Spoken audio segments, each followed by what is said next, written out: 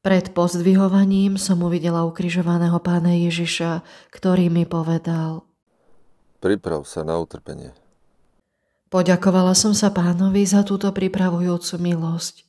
Povedala som Pánovi: určite nebudem trpieť viac ako Ty, môj Spásiteľ. Vzala som si to však k srdcu a posilňovala som sa modlitbou a malými utrpeniami, aby som mohla zniesť väčšie. Rovnako príjmam radosť aj bolesť, pochvalu aj poníženie. Nezabúdam, že jedno i druhé sa pominie. Nestarám sa, čo o mne hovoria. Už dávno som sa zriekla všetkého, čo sa týka mojej osoby. Moje meno je hostia, čiže obeta. No nie v slove, ale v skutku. V obetovaní seba samej.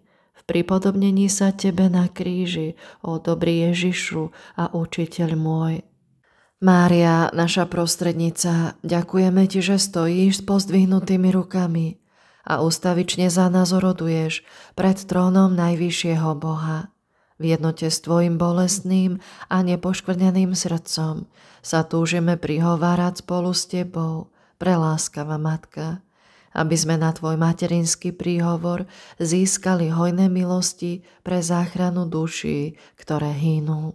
Ó Matka, vzliadni na všetkých núdznych a vyprosím bolesť nad spáchanými hriechmi a súčasne nezmernú dôveru v Ježišovu uzdravujúcu lásku.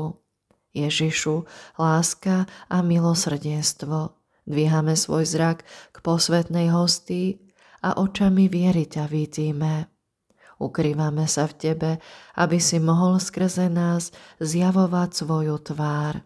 Báránok, bez chyby a bez poškvrny, prichádzame pre Tvoju tvár, aby sme Tvoje eucharistické srdce prosili o záchranu duší, ktoré najviac potrebujú Tvoje milosrdenstvo.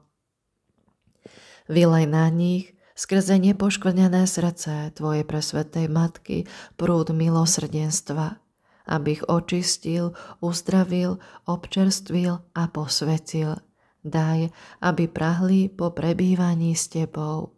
Kráľ lásky, učiň úbohých hriešnikov hodnými, postaviť sa spolu s Tebou pred nebeského Otca. Svätá Faustína, oroduj za nás i za celý svet, spolu s celým nebom i s dušami v očistci, aby sme boli pre Boha milou obetou, sladkou a príjemnou obetou živej lásky.